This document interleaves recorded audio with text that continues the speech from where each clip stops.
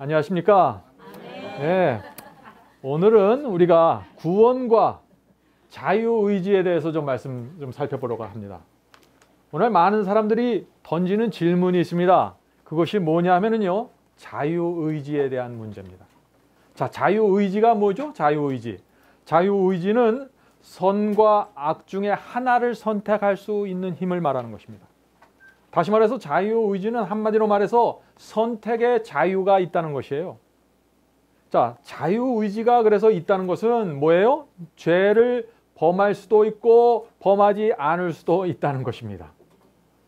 자, 그런데 이 자유의지에 대해서 설명하면 꼭 나오는 질문이 있어요. 여러분들 그 질문이 뭔지 아십니까? 그 질문은 이것입니다. 하나님은 전지전능하시고 온 우주의 창조자이신데 왜 아담과 하와에게 자유의지를 주셨습니까? 하는 질문이에요. 자유의지를 줬기 때문에 선악과를 따먹지 않았습니까? 아담과 하와의 잘못이 아니라 그건 하나님의 잘못입니다. 그 얘기를 하는 것이죠. 모든 것을 아시는 하나님께서 어떻게 인간에게 자유의지를 주실 수 있습니까? 자유의지 때문에 죄가 시작된 것이 아닙니까? 인간에게 자유의지를 줬기 때문에 이 지구가 지금 이렇게 혼란스럽고 죄로 채워진 것이 아닙니까? 하나님이 이 질문에 대해서 대답을 하셔야 되는 것입니다. 여러분은 이 질문에 어떻게 생각하십니까? 많은 사람들이 이 질문을 마음속에 품고 해결하지 못해서 항상 하나님을 볼 때 의심과 불신을 갖고 바라보게 되는 것이죠. 도대체 하나님께서 무슨 생각을 하셨길래 이 사람에게 자유의지를 주셨을까요? 뒷감당을 어떻게 하려고? 예? 자, 하나님께서는 이유가 있었다는 것입니다. 자, 한 가지 분명한 대답은 하나님께서는 사랑이시기 때문에 자유의지를 인간에게 줄 수밖에 없었다는 것입니다. 선택의 여지가 없었다는 것이죠. 요한일서 4장 8절 보면 이런 말씀이 있는 것입니다. 그래서 사랑하지 아니하는 자는 하나님을 알지 못하나니 이는 하나님은 사랑이십니다. 사랑이 뭔지를 아는 사람만 하나님을 이해할 수 있다는 것이에요. 하나님께서 왜 자유의지를 줬는지. 자, 자유의지와 선택할 수 있는 권리를 주지 않는 것은 사랑이 아니라는 것이에요. 그것이 성경의 가르침입니다. 자, 사랑하면은 반드시 선택의 자유를 상대방에게 주어야 된다는 것이에요. 자, 내가 저 사람을 사랑하니까 이제부터 당신은 선택할 자유가 없어. 내가 사랑하니까 꼼짝하지 마. 이건 사랑이 아니라는 얘기예요. 그래서 참된 사랑은 뭐예요? 내 말을 듣지 않을 수 있는 자유도 주는 것이에요. 참 이상한 얘기죠. 그런데 그것이 사랑입니다. 사랑은 독재가 아니고 일방적인 것이 아니기 때문에 그렇습니다. 자, 이 문제를 좀 우리 실제적으로 좀 느끼기 위해서 예를 들어서 좀 설명해 볼까요? 만약 우리 자녀들이 로봇으로 태어난다면 어떻게 될까요? 로봇은 자유의지가 없죠? 전혀 선택하지 못합니다. 자기 스스로 선택하지 못해요. 시키는 대로만 해야 됩니다. 저기 가라 그러면 가는 거예요. 리모트 컨트롤로 조정만 하는 것이에요. 우리 자녀가 그렇게 태어나면 어떻게 될까요? 어떤 사람들은 차라리 우리 자녀가 로봇 같으면 좋겠다 그렇게 말하는 사람도 있어요. 근데 그거는 로봇을 안 길러봐서 그렇지 그거는 올바른 얘기가 아닌 것 같습니다. 결코 반항하거나 순종하지 못하는 로봇 같은 아이. 그럼 어떻게 될까요? 우리 자녀와 부모 사이에 참된 사랑과 신뢰와 존경이 생길 수가 없는 것이에요. 여러분은 어떻습니까? 무조건 내 말에 복종하도록 프로그램된 그런 아이를 원하십니까? 한동안은 재밌을지 몰라요. 그냥 시키면 시키는 대로 하니까. 예? 시간이 가면 갈수록 외로워질 것입니다. 선택의 자유가 없이 로봇처럼 태어난 아이가 어떻게 돼요? 정말 참된 행복과 만족과 감사를 느낄 수 있을까요? 그 아이도 불행하고 어머니, 아버지도 불행한 거예요. 그래서 하나님께서 자유의지를 주실 수밖에 없었던 것이다. 하나님의 행복과 인간의 행복을 위해서.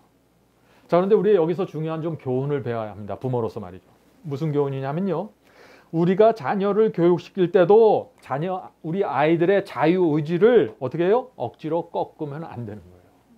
물론 우리가 자녀에게 호소하고 또 이렇게 저렇게 하라고 교육시킬 수는 있습니다. 그러나 내가 시키는 대로 해. 그렇게 말해서는 안 된다는 것이에요. 만약 우리가 아이들의 자유의지를 꺾으면서 키우면 어떻게 될까요? 그 자유의지를 존중해주지 않고 키우면 그것도 한두 해가 아니고 10년, 20년씩 우리 아이들이 그렇게 양육을 받으면 나중에 어떻게 될까요? 둘 중 하나가 됩니다. 첫 번째는 성격이 우울해집니다. 교회를 다녀도 자기 신앙이 없어요. 왜? 시키는 대로 했으니까. 한 번도 자기 뜻대로 한 게 없어요. 그런 아이들은 부모와 깊은 사랑과 신뢰가 생길 수 없습니다. 그래서 그런 아이들은 부모의 사랑을 통해서 하나님의 사랑을 발견하지 못하게 되는 것이에요. 그래서 그런 아이들은 부모들에게 항상 거리를 둡니다. 여러분들 제가 말씀하시는 것이 무엇인지 이해하십니까? 자, 또 두 번째는 어떤 아이가 되냐면요. 자유의지를 꺾으면서 계속해서 꺾으면 어떻게 되냐. 이 아이가 반항하는 아이로 돼버려요. 앞에는 우울증 환자가 돼버리는데 뒤에는 반항아가 돼버린다는 얘기예요. 계속해서 자유의지가 꺾이잖아요. 자기가 무시당한다고 느끼잖아요. 내 뜻대로 하는 게 아무것도 없다고 느끼잖아요. 화를 냅니다. 반항을 해요. 왜요? 살아남기 위해서. 그렇게 하지 않으면 정신적으로 큰 문제가 생겨버리니까 자기 스스로. 그래서 어머니, 아버지가 무슨 말 하면 그 정도 이상으로 화를 내고 반항하게 되는 거예요.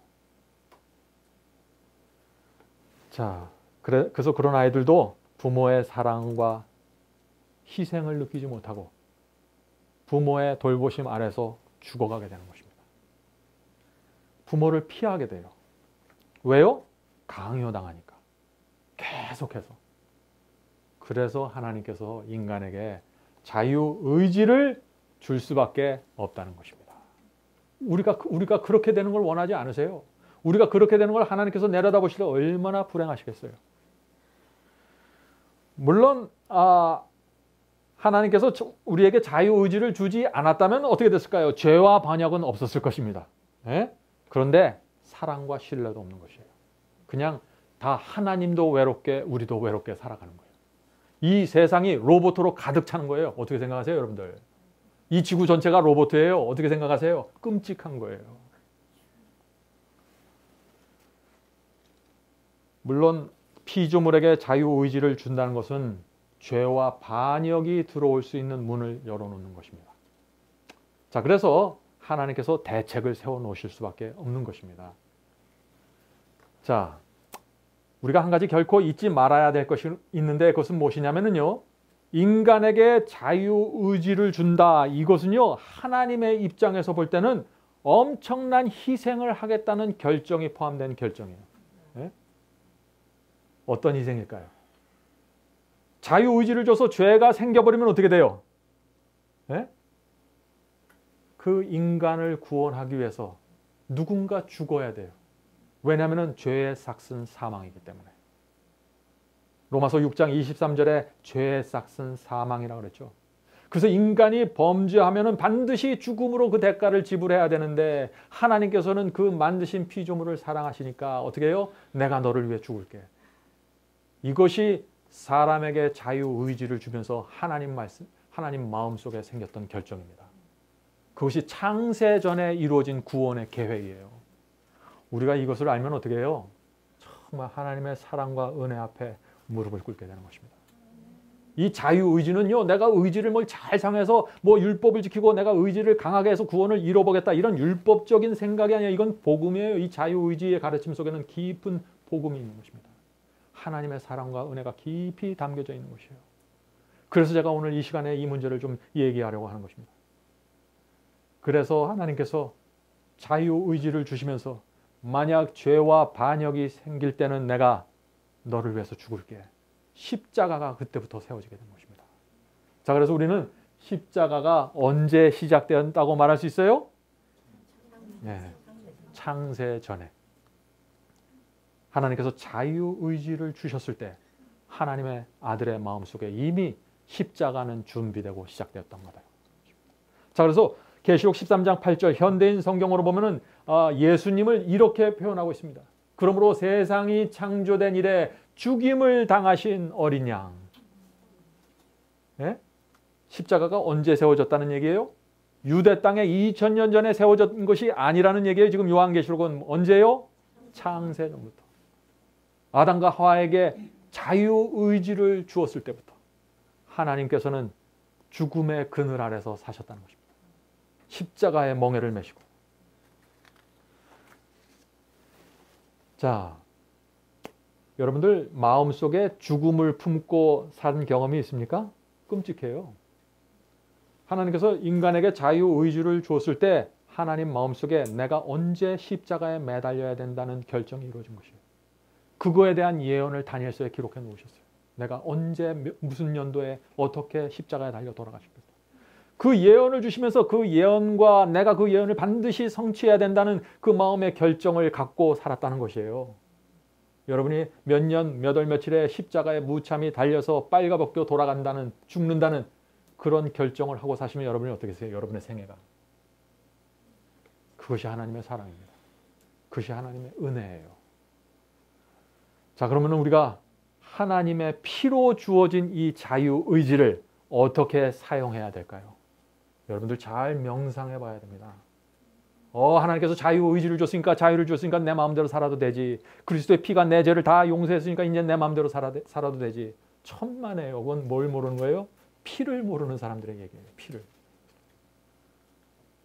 자, 그런데 오늘날 기독교에는요, 자유의지에 대해서 말하지 않습니다. 여러분들 오늘 이 자리에는 여러 교파에서 오신 그리스도인들이 모여 있죠? 여러분들 다니시던 교회에서 자유의지에 대해서 한번 들어본 적이 있습니까? 말하지 않는 것이에요. 자유의지에 대해서 말하면 오늘날 많은 사람들이 그것은 율법주의 아닙니까? 왜 의지를 얘기합니까? 은혜로 구원받는데. 그런 얘기들을 하는 것이에요. 왜 그런 말을 할까요? 오늘 많은 사람들 마음속에 구원은 믿음으로 받는 것인데 왜 의지를 말합니까? 그건 율법주의 아닙니까? 이렇게 생각하는 것이에요. 사람이 태어나기 전부터 이미 구원과 멸망이 예정되었는데 그렇게 믿으면은요, 자유의지가 필요 없고 전혀 들어갈 틈이 없는 거예요. 자유의지가 무슨 소용이 있어요? 이미 다 결정됐는데. 오늘 복음의 문제가 뭔지 아시겠습니까? 잊지 말아야 됩니다. 자유의지라는 것은 그리스도의 피를 담보로 해서 우리가 받은 것이에요. 여러분들 지난 한 주 동안 자유의지를 어떻게 사용하셨습니까? 무엇을 결정하고 무엇을 선택했을 때 어떻게 하셨습니까? 그것이 자유의지의 복음이에요. 성도 여러분, 구원은 천국 가는 것이 아닙니다. 천국은 나중에 가는 것이에요. 천국은 이미 이 땅에서 우리 마음속에서 이루어져야 되는 것이에요. 그런데 그것이 이루어지려면요, 이 자유의지를 잘 사용해야 된다는 것이에요. 네? 자, 그래서 이제부터 좀 자유의지 좀 살펴보도록 하겠습니다. 우리 마음에는요, 세 가지 기능이 있습니다. 첫 번째 기능은 이성이 있고, 감성이 있고, 의지가 있는 것입니다. 그래서 이 세 가지 기능, 이성, 감성, 의지, 이 세 가지 기능이 마음속에서 서로 연결되고 충돌되면서 이루어지는 경험이 있는데 그것이 그리스도인의 경험이라고 말하는 거예요. 네? 아시겠습니까? 자, 그런데 이 성경에는 참 흥미있는 말씀이 있습니다. 그 말씀은 현대인 성경으로 제가 읽겠습니다. 현대인 성경 잠언서 4장 23절입니다. 잠언서 4장 23절. 그 무엇보다도 내 마음을 지켜라. 여기서부터 생명의 샘이 흘러나온다. 자, 무엇보다도 뭘 지키라고 했어요? 마음을 지키라고 했어요. 왜 마음을 지켜야 돼요? 저 중요한 세 가지 기능이 다 마음속에 들어가 있기 때문에. 자, 그러면 저 세 가지 기능, 이성, 감성, 의지 하나씩 좀 살펴보도록 하겠습니다. 자, 첫째, 이성이 무엇입니까? 이성의 역할이 뭐예요? 이성은 어떤 것을 이해하고 인식하고 판단하고 분별하는 기능을 얘기하는 것이에요. 그게 이성입니다. 이성은 굉장히 합리적이에요.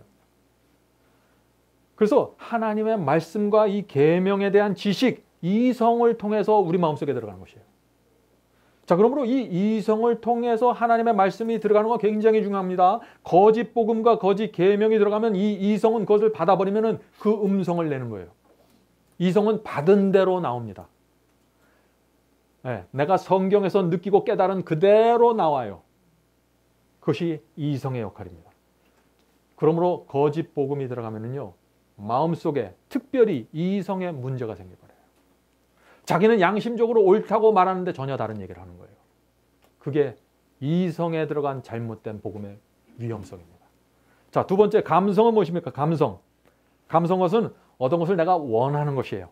욕망입니다. 느끼는 것이에요. 어떤 충동적인 감정이에요. 그래서 이 감정은 우리가 태어난 그 부모로부터 받은 그 죄된 육체의 본성으로부터 이 지배받고 영향을 받기 아주 쉬운 것이 감성입니다. 자, 그런데 이 감성을 또 정말 성경적으로 잘 다루면 어떻게 돼요? 이 감성에서 또 아름다운 향기가 나올 수 있는 것이에요. 감성이라고 해서 반드시 나쁜 건 아니죠. 그리스도에는 감성이 있어야 됩니다. 감성이 없고 이성만 있는 그리스도에는 생각만 해도 끔찍해요. 예? 우리는 그래서 이 이성과 감성이 잘 조화된 그리스도인의 생활을 살아야 된다 하는 것입니다. 자, 세 번째, 의지가 있습니다. 의지는 뭐예요? 자, 이성과 감성에서 인포메이션을 받습니다. 예? 그러면 이 인포메이션을 다 어디에게 줘요? 의지에게 주는 것이에요. 의지는 이 인포메이션, 양쪽에서 나오는 이 인포메이션을 다 받아갖고 그 올라오는 소리를 듣고 느낌을 듣고 어떤 지적인 정보를 받아서 그것을 분석해서 최종적으로 결정하고 선택하는 것입니다. 그러니까 의지가 굉장히 중요하죠. 하나님께서 이 의지를 위해서 그리스도의 피를 흘리시기로 결정한 거예요. 그래서 의지가 없어버리고 감성과 뭐예요? 이성만 있잖아요? 그러면 좌충우돌하는 거예요. 오늘은 이랬다가 내일은 저랬다가 널뛰기 하는 거예요. 그냥 하루 종일. 하나님께서 인간을 그렇게 만드실 수 없잖아요. 가운데 의지를 주셨어요. 너희들이 잘 듣고 생각하고 판단해다오. 나가 너희를 믿겠다. 하나님께서 우리를 신뢰하고 주신 것입니다. 자, 그러므로 이성과 감성은요, 항상 의지를 향해서 말을 합니다. 예? 자, 내가 이걸 들었습니다. 내가 이걸 느꼈습니다. 하고 계속 의지에게 던져요. 그러니까 알아서 판단해서 처리하십시오. 그러는 거예요. 자, 그런데 이 이성과 감성이 둘 다 똑같은 얘기를 할 때는 아무 문제가 없어요. 둘 다 서로 좋다 그러거나 둘 다 서로 나쁘다 그러면 의지가 판단하는데 아무 문제가 없어요.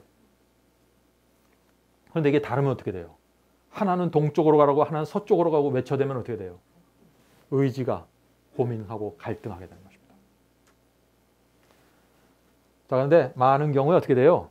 많은 경우에 서로 반대되는 얘기를 해요. 왜 그래요? 이 세상은 선과 악이 존재하기 때문에, 사탄의 유혹과 시험이 있기 때문에 반대되는 얘기를 하는 것입니다. 그래서 이 마음속에 무엇이 생겨요? 그리스도인의 마음속에는 투쟁이 생기는 거예요. 그게 영적인 전쟁이라는 것이에요. 영적인 전쟁. 네? 오늘 많은 사람들이 이 이성에서 올라오는 합리적인 말을 따르기 원합니다. 이성이 이해한 그 말씀, 성경 진리를 따르기 원해요. 네? 그런데 결국 감성이 말하는 요구하는 그것에 끌려갑니다. 왜 그럴까요?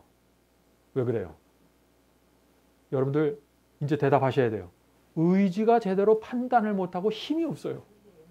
의지가 생각할 때는 이성 얘기가 맞아요. 감성을 거절해야 돼요. 육체에서 올라오는 전 나쁜 느낌과 나쁜 유혹 버려야 돼요. 의지가 결정해야 되는데 의지가 힘이 없어요. 그러니까 어떻게 돼요? 끌려가는 거예요. 올바른 선택을 하지 못하는 것입니다. 그것이 바로 로마서 7장 얘기 아닙니까? 로마서 7장 14절과 15절 읽겠습니다. 로마서 7장 14절과 15절. 나는 육신에 속하여 죄 아래 팔렸도다. 팔렸다 그랬어요. 내가 원해서 사랑해서 따라가는 것이 아니에요. 팔려버린 것이에요. 끌려간다는 것입니다. 계속해서 읽겠습니다. 죄 아래 팔렸도다. 나의 행하는 것을 내가 알지 못하노니 곧 원하는 이것은 행하지 아니하고 도리어 미워하는 그것을 함이라. 네? 어떤 모습입니까 이게? 의지는 지금 이성의 말을 듣고 싶은데 자꾸 감성에서 올라오는 충동을 어쩔 수 없이 따라가게 된다는 것입니다. 끌려가게 된다는 것입니다. 그래서 내가 이 의지가 팔려가는 것이에요. 죄로. 그런데 우리가 이 의지를 잘 사용하면 어떻게 될까요? 기가 막힌 그리스도인의 삶을 살게 되는 것이에요. 네? 사람들에게 존경받고 하나님의 명예를 높이 들어올린 그리스도의 삶이 되어버리는 것입니다. 자, 그런데 의지가 힘을 잃고 망가져버리면 어떻게 돼요? 망가져버리면 어떻게 돼요? 날마다 기도하고 찬송을 해도 이상한 모습으로 살아가는 것입니다. 오늘은 의지를 잘 사용해서 정말 훌륭한 그리스도인처럼 보였어요. 근데 내일은 어떻게 돼요? 감성을 따라가 버리면 어떻게 돼요? 요요 현상이라 그럽니까? 널뛰기라 그럽니까? 일관성 없는 그리스도인의 삶이 되어버리는 거예요. 그래서 사람들이 그리스도 교회에 대해서 실망하는 것입니다. 기독교에 대해서 왜 실망해버려요? 지금 기독교인들이 가지고 있는 이 의지에 문제가 생겨버렸어요. 무너져 버렸어요.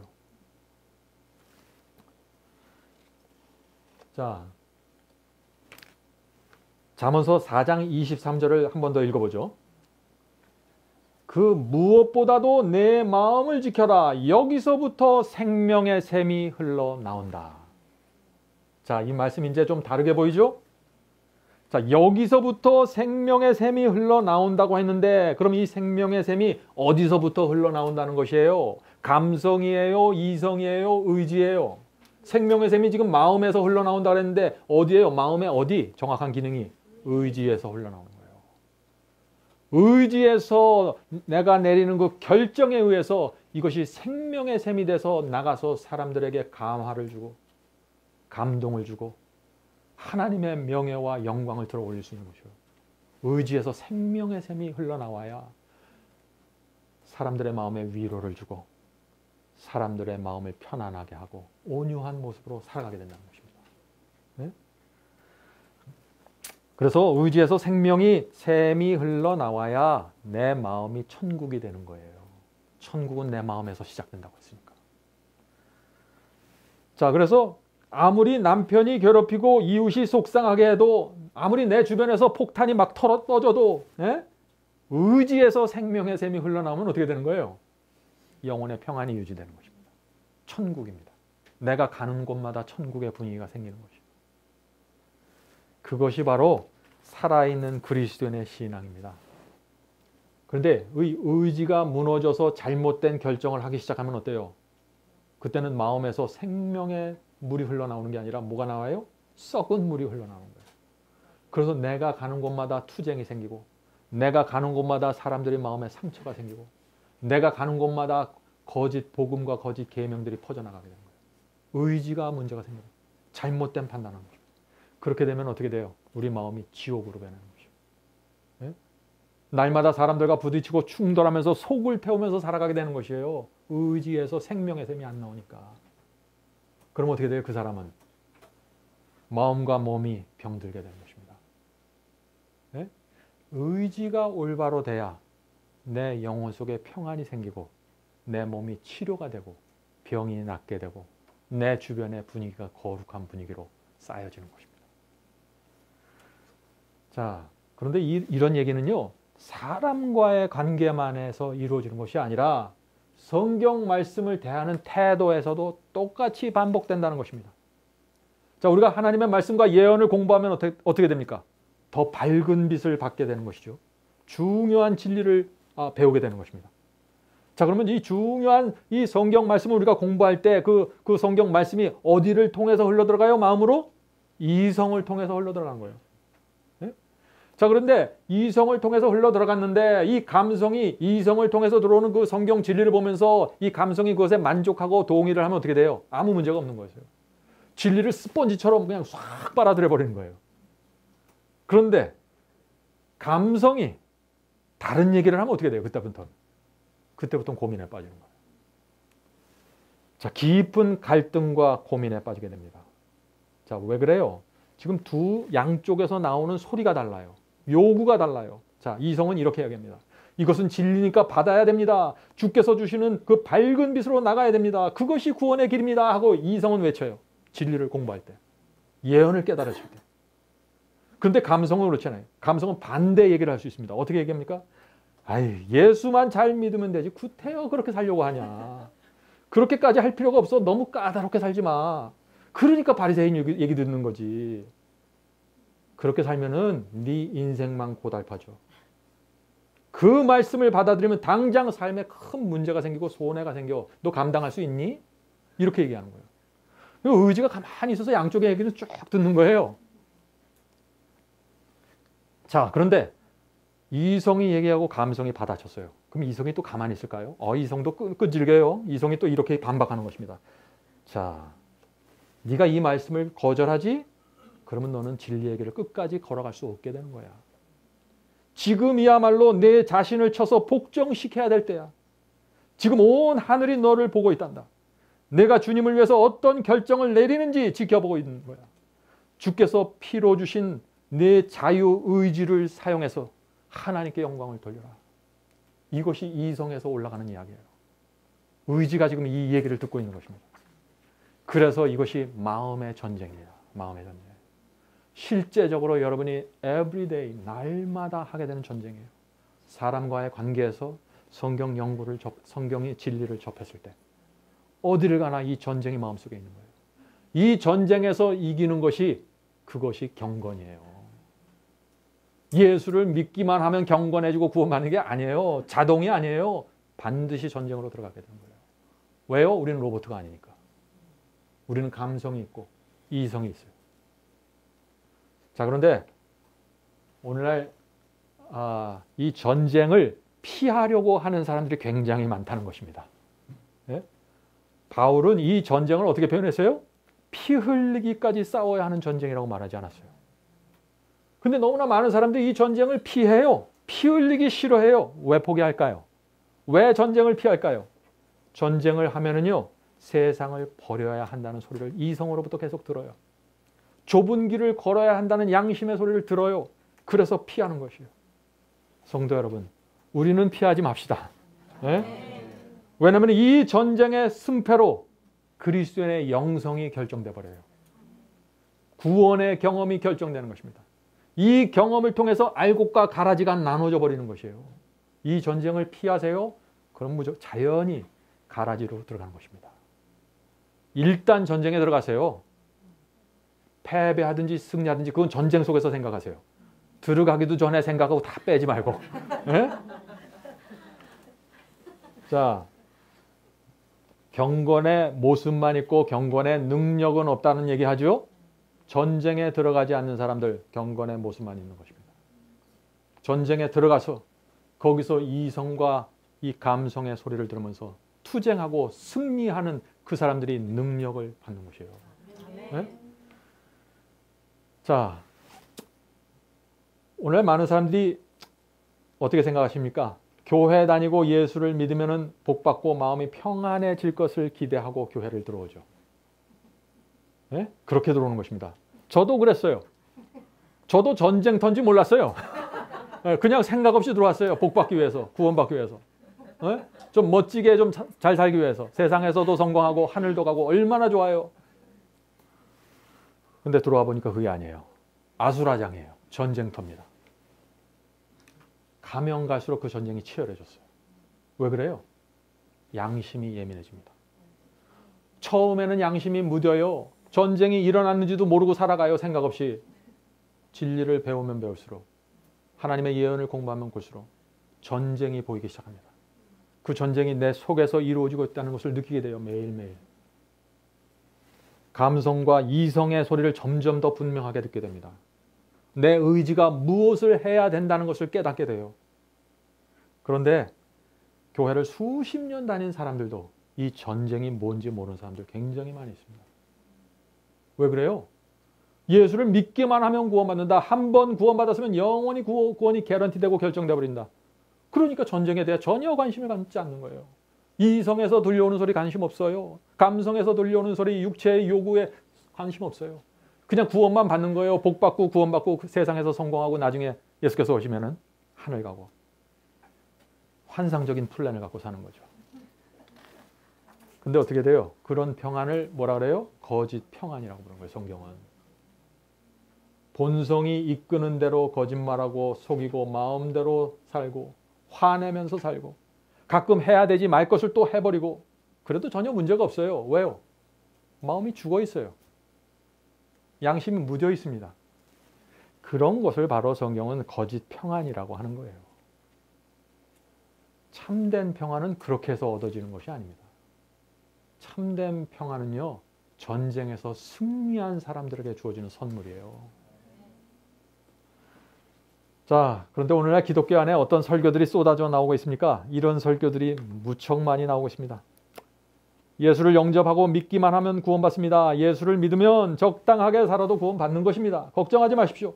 죄를 짓든지 세속적으로 살든지 우리는 이미 구원받았기 때문에 아무도 하나님께서 주신 구원을 뺏어갈 수 없습니다. 저도 이게 진리면 좋겠어요. 근데 진리는요, 내가 어떻게 느끼는가 중요한 게 아니에요. 내가 어떻게 이해했는가가 중요한 게 아니에요. 진리는 성경에 기록되어 있어야 돼요. 그걸 누가 바꿔요? 그런데요, 이런 설교가 나올 때 참 좋아하는 사람들이 있어요. 이런 설교가 들으면은요, 참 실망하고 괴로워하면서 고민하는 사람들이 있는가 하면, 이런 설교들이 들으면 얼굴이 편해지고 환한 미소가 나오면서 더 얘기해 주십시오 라고 하는 사람들이 있어요.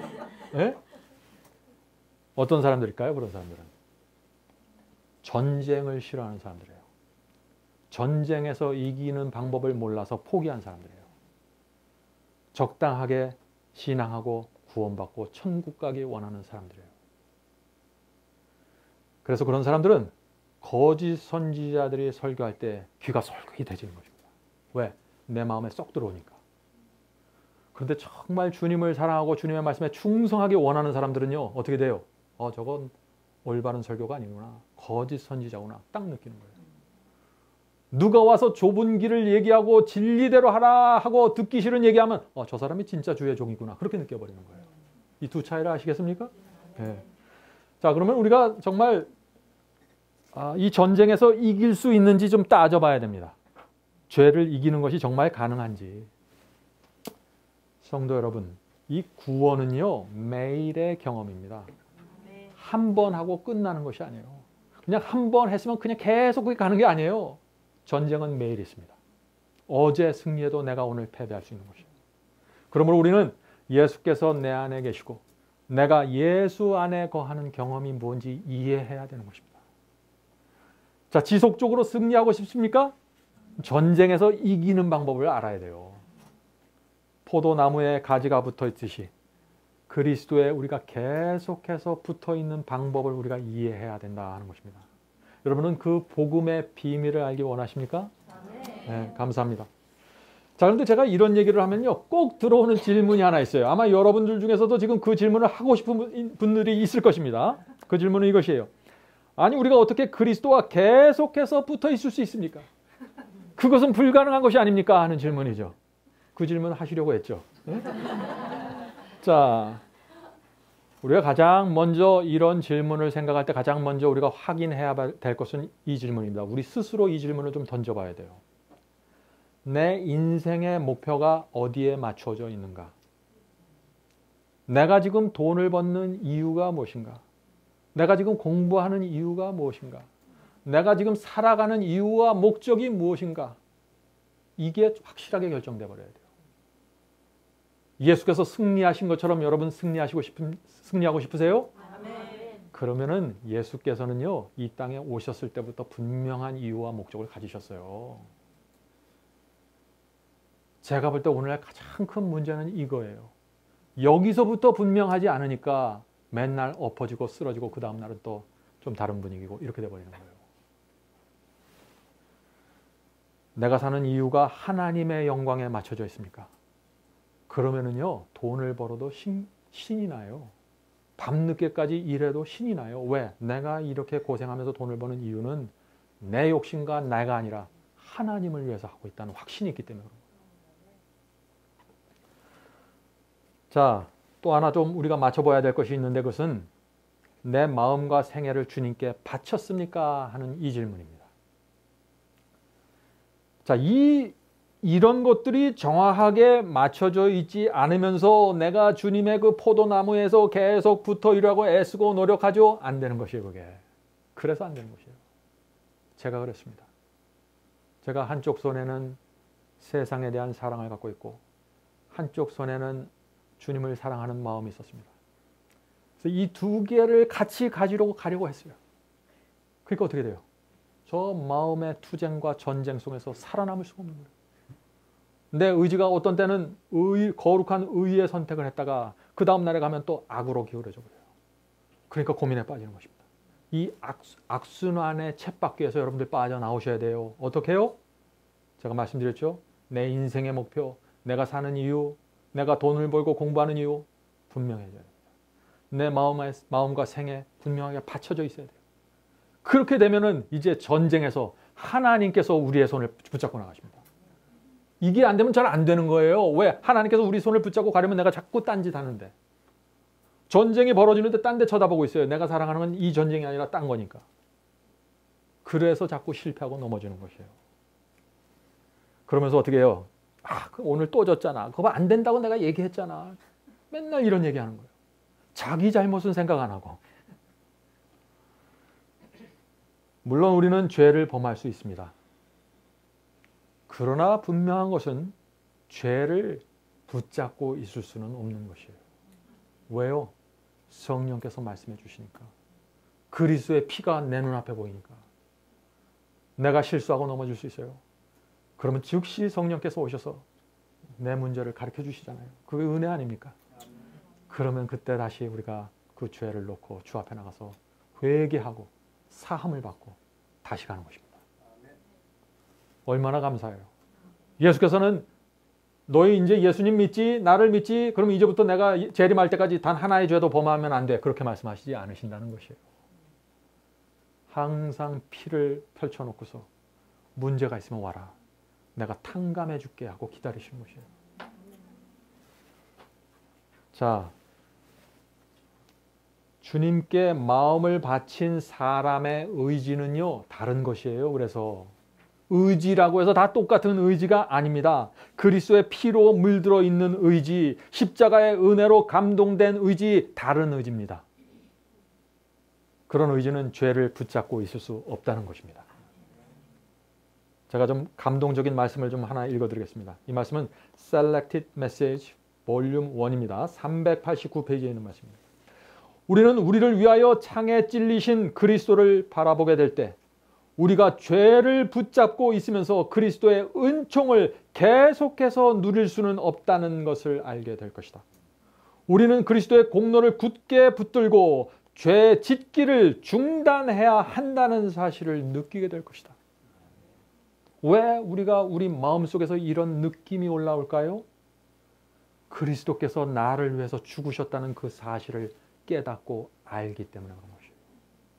오늘 많은 사람들이 그런데 너무나 쉽게 나는 죄를 이길 수 없습니다. 내 타고난 성격이 이거밖에 안 되는데 나보러 어쩌라고요? 라고 얘기하는 것이에요. 여러분들은 정말 그런 말을 하기 원하십니까? 그런 말 하기 원하잖아요. 사람한테 가서 하지 말고 그리스도 십자가 앞에 가서 그리스도의 눈을 보면서 얘기하세요. 그 얘기를 할 수 있는지. 지금 이 말씀은 할 수 없다는 거예요. 사람 속에서는 그 얘기할 수 있어요. 세상에 살면서 자기 느끼는 대로. 십자가에 매달려 내 죄 때문에 돌아가시는 그리스도의 피를 보면서는 그 말을 할 수 없다는 것이에요. 한 말씀 더 읽겠습니다. 이 말씀은 Steps to Christ입니다. 47페이지입니다. 그대들은 그리스도께 모든 것을 바치는 것이 너무 큰 희생이라고 생각하는가? 그리스도께서 나를 위하여 무엇을 하셨는가를 깊이 생각해보라. 하나님의 아들은 우리를 구원하기 위하여 모든 것을 주셨다. 그처럼 큰 사랑을 받을 가치가 없는 우리가 어찌 우리의 마음을 그분께 바치기를 주저하는가? 우리의 모든 생애의 순간마다 우리는 그분의 은혜와 축복을 받아왔다. 나의 죄 때문에 가시관과 못으로 찔림을 받은 그리스도를 바라보면서 어떻게 그분을 배신하고 그분의 사랑과 희생을 멸시하는 뻔뻔스러운 죄를 더 하려고 하는가? 성경이 내 자신을 버리고 세상의 영광으로부터 등을 돌려야만 영생을 얻을 수 있다고 가르친다고 해서 우리가 성경의 가르침을 원망할 수 있는가? 십자가를 모르잖아요. 진리에 대해서 불평하게 됩니다. 계명에 대해서 불평하게 돼요. 이 말씀은 얼마나 감동적인 말씀입니까? 그래서 우리가 정말 하나님께 정직한 양심과 심령을 받았다면 우리의 기도는 이렇게 돼야 되는 것입니다. 이렇게 기도하시기 바랍니다. 주님, 제 의지는 썩은 새끼줄 같아서 너무나 쉽게 풀어지고 무너집니다. 주여, 십자가에 피로 물들어 있는 의지, 성령으로 감동된 의지를 제게 해 주시옵소서. 지금 제가 갖고 있는 의지로는 저 육체로부터 올라오는 죄의 충동을 도무지 거절할 수 없습니다. 주여 저를 살려주시옵소서. 이런 간절함이 우리 마음속에 있으면 하나님께서 우리의 간절함을 놓치고 무시하시겠어요? 절대 그럴 수 없다는 것입니다. 우리의 하늘 아버지는 즉시 우리에게 오시는 것입니다. 자, 그런데 오늘날 많은 사람들이 이런 오해를 합니다. 오해는 이것입니다. 내 의지는 힘이 없고 연약하기 때문에 내가 할 수 있는 일은 죄를 미워하는 마음이 내 속에서 생길 때까지 기다리는 것입니다. 나는 성령께서 이기게 해주실 때까지 기다리고 있겠습니다 하는 이런 얘기들 말이죠. 네? 여러분도 웃으시면 안 돼요. 이런 생각들 많은 사람들이 이런 생각 갖고 살아가고 있습니다. 정말 그리스도인은 시험과 유혹을 느낄 때 기다려야 할까요? 화가 가라앉고 분노가 지나갈 때까지 기다리고 앉아 있어야만 할까요? 그것이 그리스도인의 신앙입니까? 여러분들 그런 거는요, 저 세상 사람들도 다 해요. 그리스도인은 뭔가 달라야 되잖아요. 우리가 성령의 사역을 오해하면 안 됩니다. 죄를 버리고자 하는 분명한 의지가 없는데 성령께서 내 속에 들어오셔서 그 없는 의지를 새롭게 만들어 주시지 않습니다. 여러분들 착각하시면 안 돼요. 내가 기도하면서 뜻을 정하지 않으면 하나님께서 구원하실 수 없는 것이에요. 왜 그럴까요? 왜냐하면요, 하나님께서는 우리의 자유의지를 꺾으면서 구원하지 않습니다.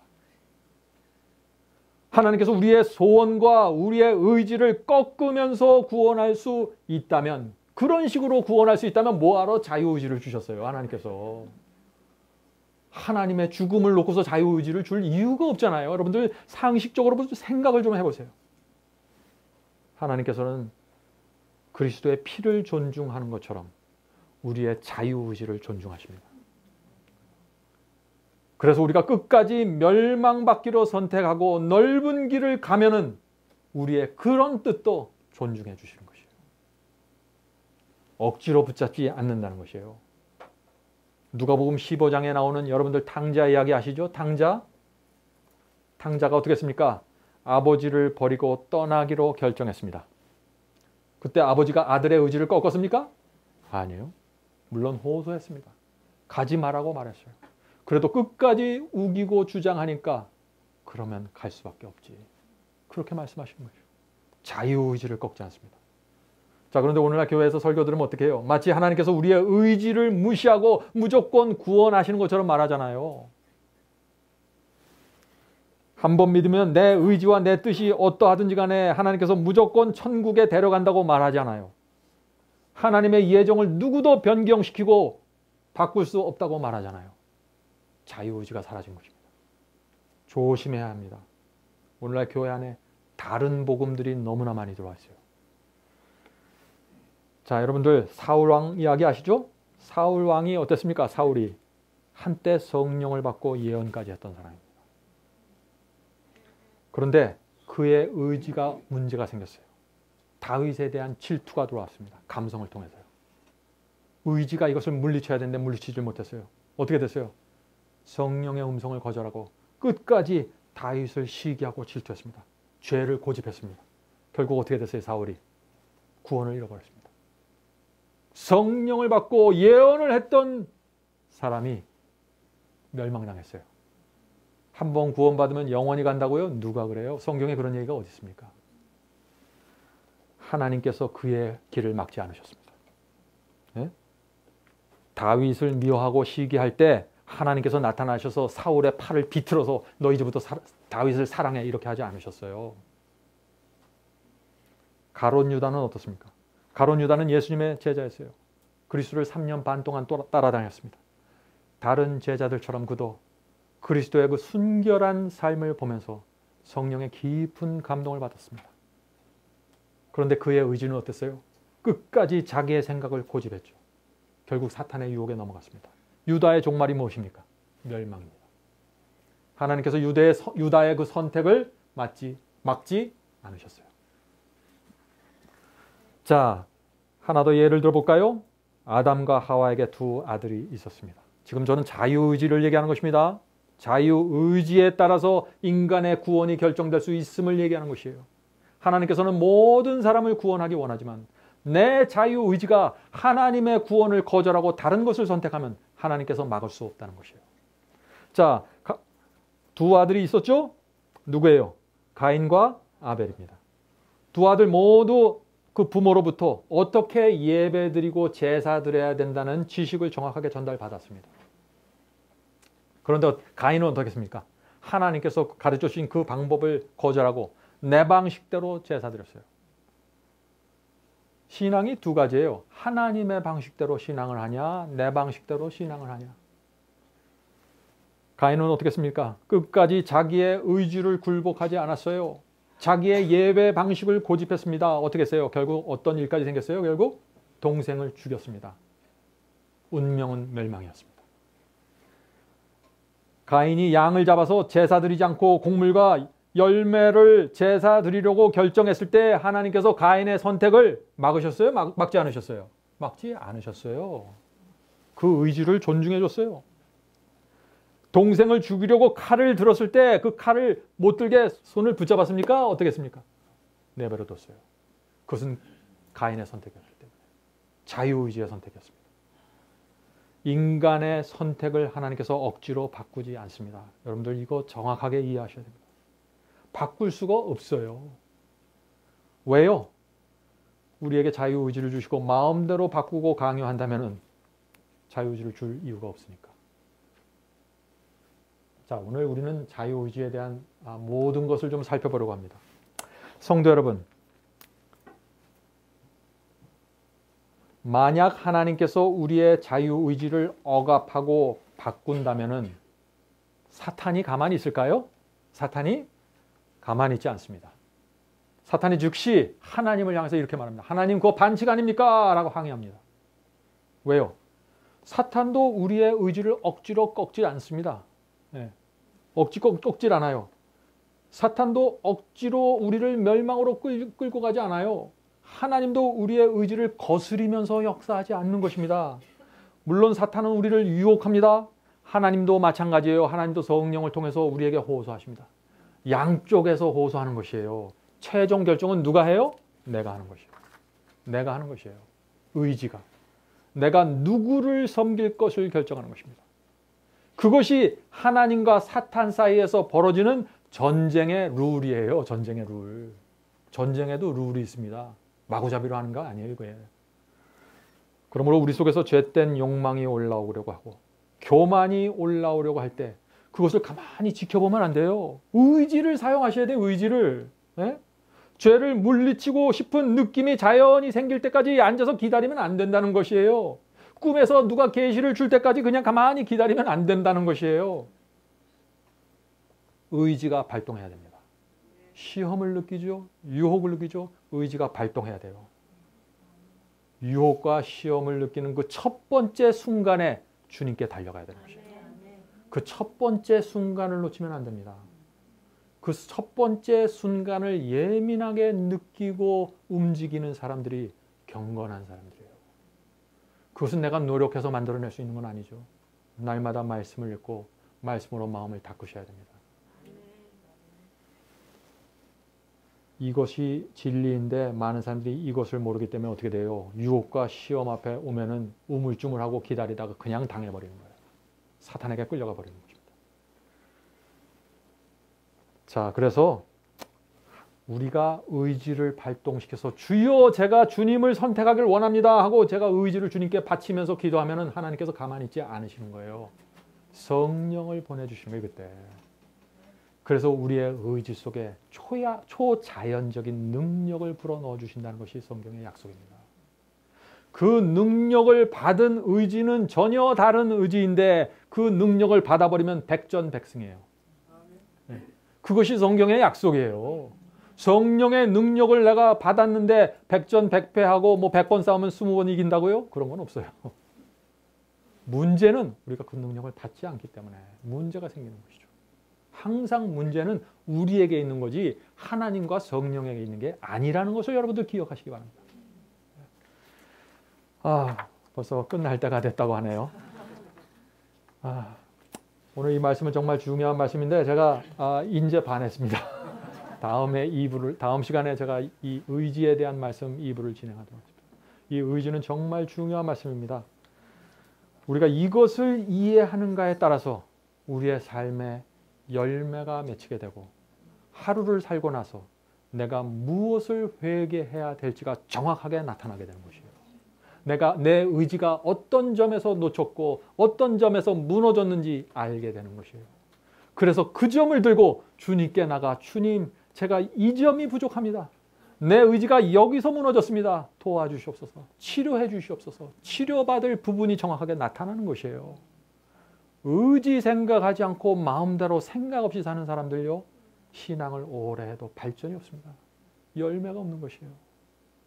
이 시간에 성령께서 오셔서 우리의 의지를 치료해 주시고 우리 속에서 생명의 샘이 흘러나가게 되기를 제가 간절히 바랍니다.